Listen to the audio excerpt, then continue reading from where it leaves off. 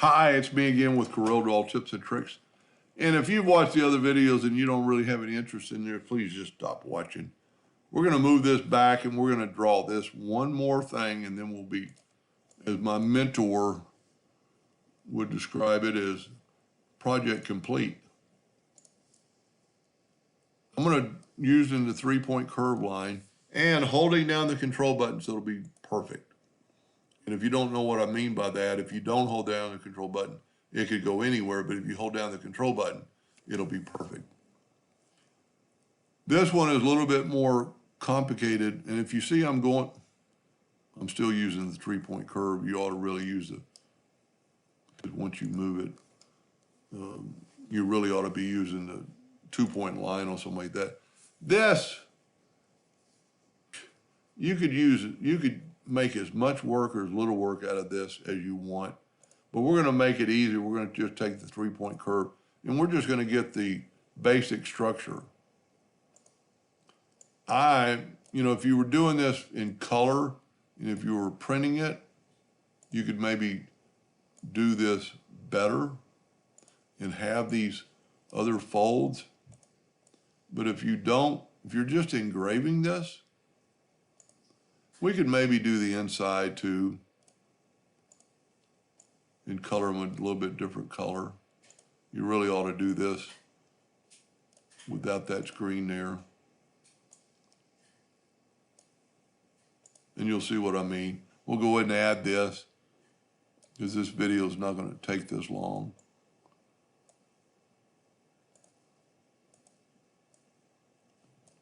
Okay, so we've got that done. And if you've watched all my videos, then you understand why being able to move that out of the way was so important. Now we need to seal this in. So take the shape tool and go past your item, because I'd rather cut it off than and not have a leak. So then we could cut that off. We need to fill in these two shapes. I must have missed a line there. So let's take the 3-point curve line again and put a little curve to that, and then close this up. And it'd be easier to just take the shape tool and close this in. And then we need to cut that off. Virtual segment delete key. Whoop. See, that's what happens when the nodes weren't close enough. So let's just take that node and just put it down there. This one, I think I did miss a curve. Yep, because if we were going to do these a little separately, 3-point curve line and just go from there to there and put a little bit of curve to that. What we're doing, and maybe it's just to there, but that'll work. Now we need to, I missed that line right there. And like I said, if you really want to take your time and do this perfect, you'd want to turn that around, whatever. Now, what I'd like to do is select all that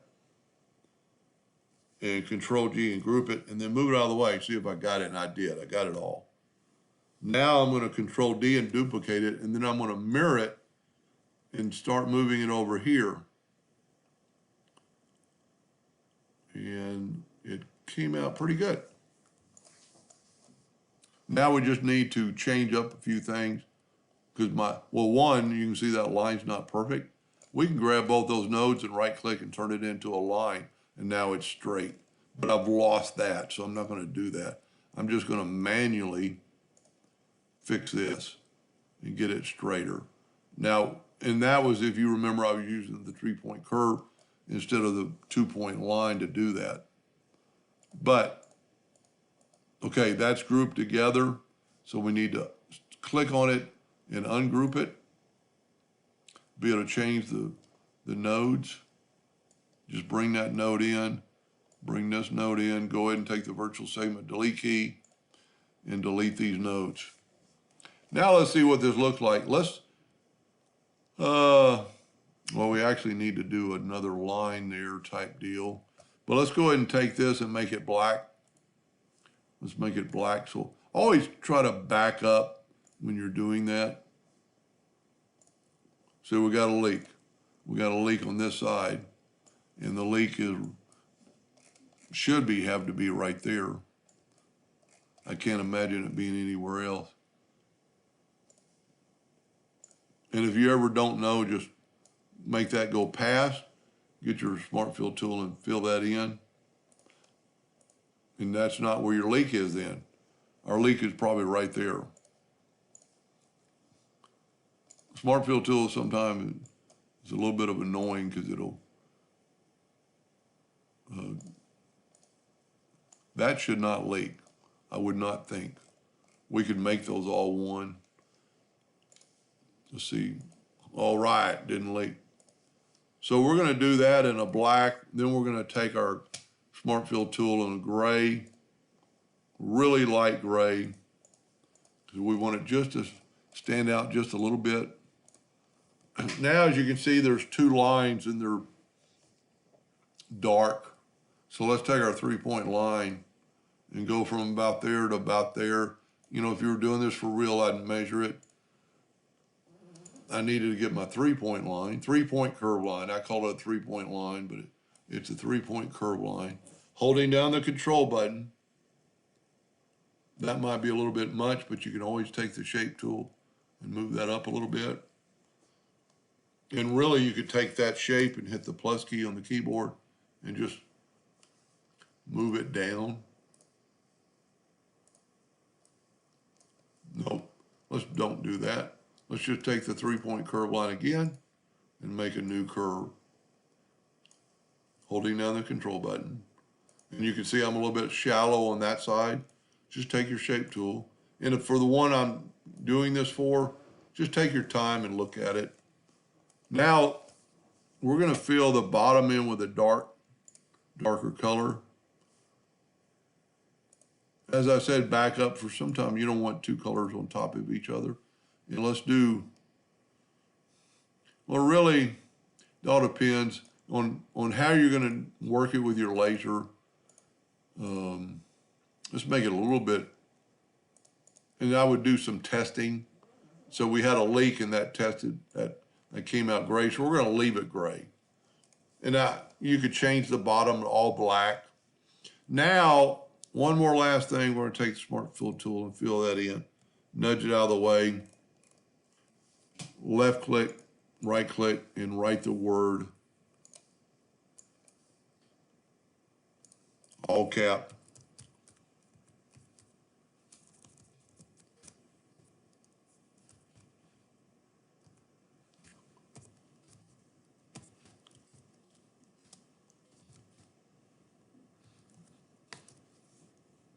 Be nice if you could type.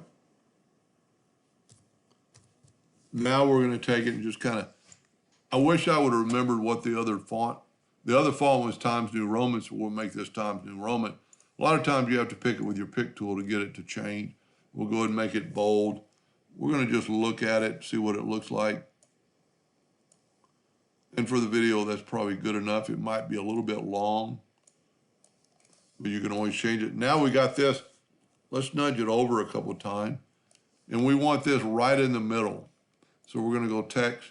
Now this time I'm not going to break the part apart. Let's see if we can't get this to work. Sometimes it's a little bit harder. See how it's reacting? So let's back up here. We'll have to do the same thing we did previous. We'll take the shape tool and delete, take that node and right click and break apart. Take that node, right click and break apart. Then you can take your virtual segment delete key and delete all that and delete. I must not have broke that one apart. You know what you can do is you can just take that node and hit delete. Take that node and just hit delete. Now we're going to take our text, and we need to kind of be in the middle of that. So we're going to go text a path to Clinton Township and then go up a little bit. See that red line is telling me we're in the middle? So I'm going to leave it there, and then I'm going to do this. Just go up a little bit. Might need to rotate a little bit the other way. Your X is almost in the middle. Grab it all. And if you watched all these videos on this particular all 5. Thank you for staying with me. Hope you learned a little bit. And you can always move that up a little bit because it's not much of an arch. Let's change our nudge factor to 0.001, grab our text, and because it's not much of an arch, you could bring that up. You can see how the Clinton's going to hit the top. So if you're really doing it for real, you could adjust that before you broke the text apart. I don't know what else, you could do. A couple things is take a real light gray. He's engraving this, so let's see if we can't add a little flair to it. I don't know what that's for. If maybe it's a badge number. You could actually put a little gray into the building, but then you'd have to go to Object, Order, back a page to get those lines. And if he's cutting it out, I would definitely do this. I would move this out of the, okay, I moved it. I need to change my nudge factor back to 10. If you're going to cut these out, that's all you want to cut out. See all the other hairlines that could possibly be in here? So I'm going to left click. This isn't going to work. I'm going to right click, no outline. And we got rid of our stars. So when you're drawing this, just make sure you get rid of these outlines, these hairlines. That's why I draw everything in red hairline. I still don't have it. The other way you could do it, well, I got it. I'd actually put maybe a black hairline around that, make it stand out, and just make sure it's something other than so there could still be some hairlines in here. Like there's one right there we got rid of. The way I would do this, if I was engraving this badge, let's get rid of everything else on the screen. I'm going to save that. I'm actually going to send the person I'm doing this for this file just so he can maybe change it or practice. Because I don't really mean to help and design things for people. I mainly try to teach everybody. But what I would do if I was going to cut this out, and see, I made it quite big. This badge is 17. And, as long as everything was scaled to objects, it's going to work. Let's put this back for a second, and let's scale this down to about the size of a badge. Let's say 3 by 4.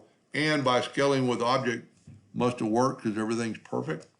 The way I would do this, because I don't know how many hairlines are in there, I would engrave this on the wood. I would group this together. I would nudge out of the way, and then I'd put that in, and I would cut that out. It's going to cut it out exactly where it is.